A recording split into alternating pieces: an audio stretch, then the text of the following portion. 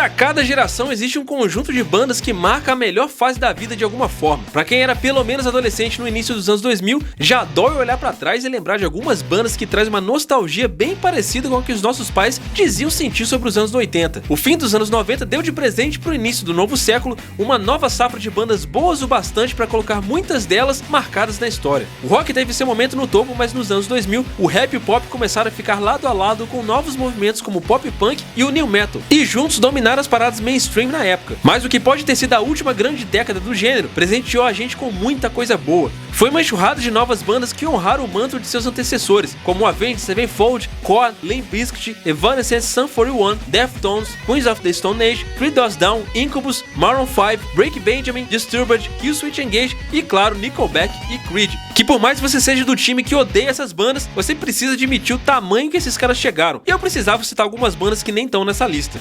Esse é o momento dos millennials, essa geração que acorda cansada, que adora passear em farmácia pra ver remédio, que cresceu cheio de problema mal resolvido na vida, mas morre de saudade do início dos anos 2000. De Paramore a Slipknot, vamos falar de algumas das bandas mais importantes dos anos 2000. Saudações a todos, sejam todos muito bem-vindos. Se você está chegando aqui ao meu canal pela primeira vez, já vai se inscrevendo nesse botão bem aqui de baixo e quando acabar, fala pra mim qual foi a banda que mais marcou você no início dos anos 2000 no Disque MTV. Assim como Emily do Evanescence, no início dos anos 2000, outras mulheres como ela estavam provando que elas podiam estar naquela posição tão bem quanto qualquer outra pessoa. Alguns anos depois, o Paramore estourou com Riot e uma outra mulher de atitude apareceu na cena, Hayley Williams. Muitos ficaram viciados no riff matador e no excelente refrão de Misery Business.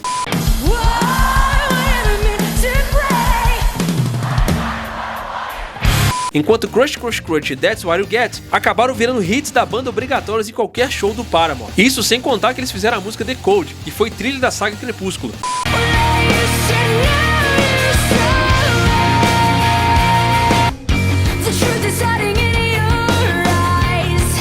Logo depois a banda começou a amadurecer mais o som e a pegada mais rock deu espaço para um tom menos agressivo já em Brand New Eyes. Quando eles lançaram o quarto álbum auto-intitulado em 2013, eles foram para um lado já mais comercial e ironicamente eles foram frustrantemente bons nisso. O álbum estreou no topo das paradas e recebeu ótimas críticas. Essa versatilidade acabou fazendo o Paramore se tornar uma banda muito influente. Não só a galera que descobriu a banda entre 2000 e 2010, mas também toda uma leva de artistas que veio logo depois que bebeu muito dessa fonte. Artistas mais contemporâneos como Billie Eilish e Olivia Rodrigo com certeza beberam dessa fonte aí.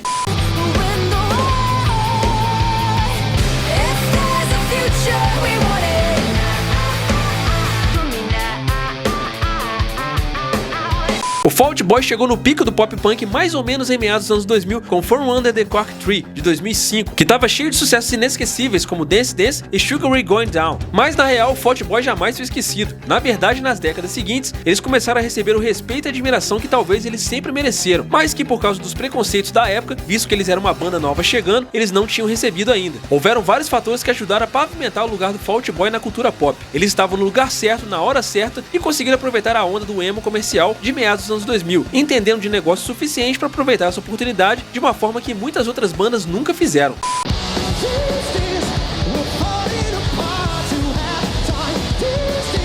Apesar de todo o sucesso e de todo o talento que essa banda obviamente tem, eles também foram bem humildes para poder aceitar a ajuda de outros artistas. E com isso as composições foram ficando cada vez mais elaboradas e a qualidade do som deles foi só evoluindo. E como resultado, os caras são sobreviventes de uma coisa que era para ter sido só uma onda. E diga-se de passagem, os caras são muito bem sucedidos e o som deles amadureceu muito bem.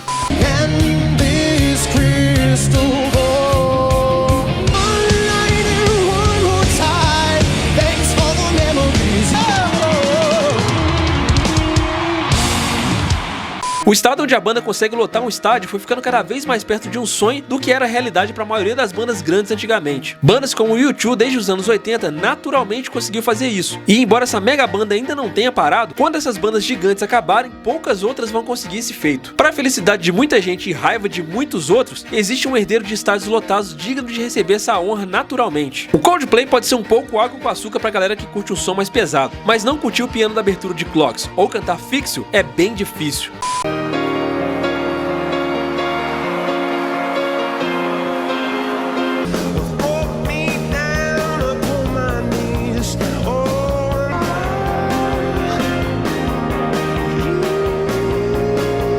É difícil argumentar contra Chris Martin e o Coldplay não terem escrito algumas melodias muito bem feitas nessa safra de bandas. Por mais que você não curta o estilo, é bem difícil não admitir que tem talento de sobra ali. Desde que seu álbum de estreia chegou às prateleiras em 2000, os caras têm lotado estádios e crescido ano após ano. Isso com certeza é um sintoma de que eles sabem muito bem o que estão fazendo. Mais de 2 décadas depois, o som Água com Açúcar do Coldplay continuou crescendo sem parar. Os caras não diminuíram a sua popularidade, muito pelo contrário, eles cresceram ainda mais e mesmo assim os caras continuam soando contemporâneos. A banda sobreviveu e superou modas e bandas por anos e ainda ajudaram outros artistas como a Beyoncé a criar outros hits e sucessos gigantescos pras rádios. A gente tem que dar o braço a torcer que pelo menos artisticamente os caras são impressionantes. Será que tá pintando aí um sucessor pro U2 no futuro?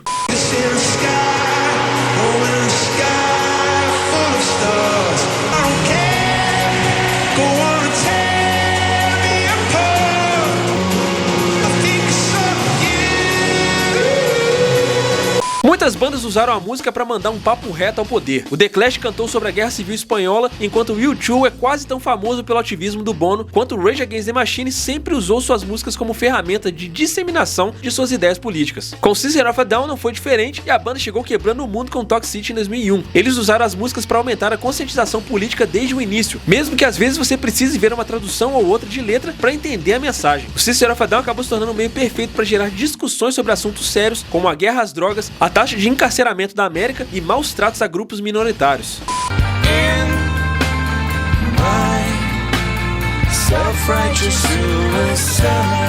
Uma coisa é você ouvir o Fred Durst lá no Limp Bizkit gritar sobre odiar as autoridades e entender que isso daí também faz parte de um grito de uma geração e de uma juventude que precisava botar aquilo ali pra fora. Mas com o Surge à frente do System of a Down, o cara já parecia ter todos os fatos e argumentos preparados pra poder entrar em um debate bem profundo. Não é só sobre um grito juvenil, a banda tá falando aqui sobre uma espécie de ideologia dentro das letras deles. Isso com certeza fez a banda ter um peso ainda maior pra sua geração, que com certeza conseguiu atualizar assuntos bem sérios dentro de uma banda que trouxe uma pegada bem diferente do que estava acontecendo na cena como um todo no mainstream da época. Pra muita gente foi bem difícil engolir o System of a Down, mas os caras ocuparam o espaço deles e se tornaram um grande colosso da música da época.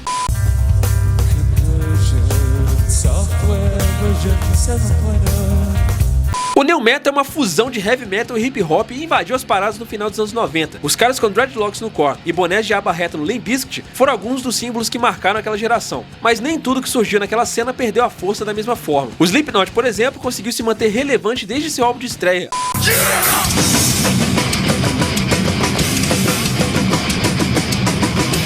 que colocou eles no mapa e teve um enorme impacto no metal do século XXI. Como resultado, Corey Taylor e a banda foram naturalmente herdando os títulos de heavy metal naquela geração na virada do milênio, ganhando até mesmo o prêmio de melhor banda de metal do mundo, NMA, em 2020. Mas o que fez uma banda que usava máscaras para causar um impacto assustador e fazer um protesto sobre a futilidade do mercado tão bem sucedida? Dá pra argumentar que ninguém fez isso melhor do que eles, já que outras bandas com pintura facial ou máscaras também fizeram isso, como o Kiss ou o Immortal. Mas o que manteve o Slipknot firme no mercado é o fato dos caras serem realmente muito bom no que eles fazem. E ninguém diz que na verdade o som deles é pra todo mundo e que todo mundo tem que amar o que eles fazem. Mas de fato os caras foram muito autênticos com seu som, a ponto de a própria banda ser o maior patrimônio que eles têm, mantendo eles relevantes no mercado até hoje. E mesmo que os álbuns mais recentes sejam um pouco questionados pela galera dos dias de hoje, o impacto brutal que esses caras tiveram no mercado faz deles serem com certeza uma das maiores marcas dessa geração que foi surgida no início do século. E também depois de vários álbuns em primeiro lugar ao longo da carreira, o Slipknot não precisa provar mais nada pra ninguém. Os caras são hoje com certeza gigantes e são uma das bandas que mais marcou a geração daquela época.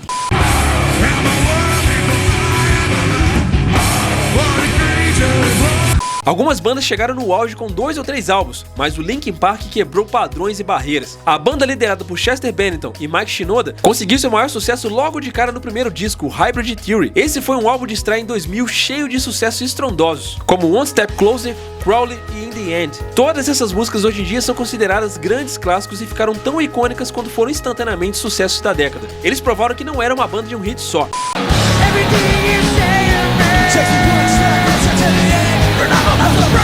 E seguiram com singles igualmente bem sucedidos como Meteor de 2003, como Numb, Somewhere I Belong e Faint. E então veio Minutes to Midnight de 2007, com seus sucessos como What I've Been Done e Bleed It Out.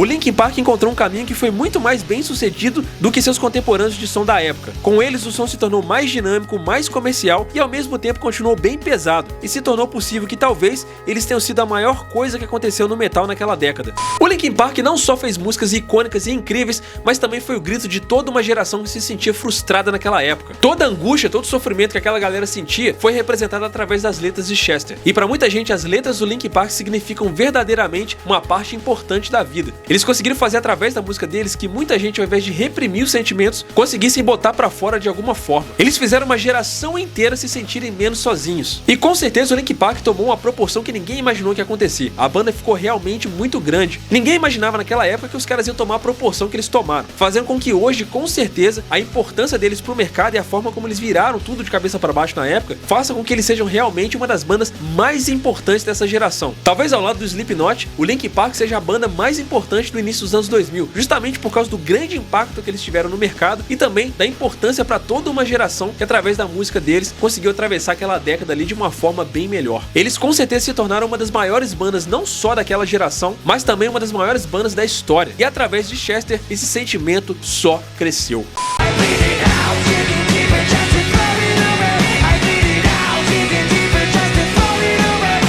Mas isso, na minha opinião, eu espero que você tenha a sua. Cara, deixa aqui embaixo qual foi a banda do início dos anos 2000 que mais marcou você. Eu sei que tá faltando um monte de banda nessa lista aqui, mas essas aqui são só algumas dessas bandas. Deixa aqui nos comentários qual banda você acha que devia estar nessa lista. Tamo juntão, muito obrigado pela sua audiência, até a próxima, valeu!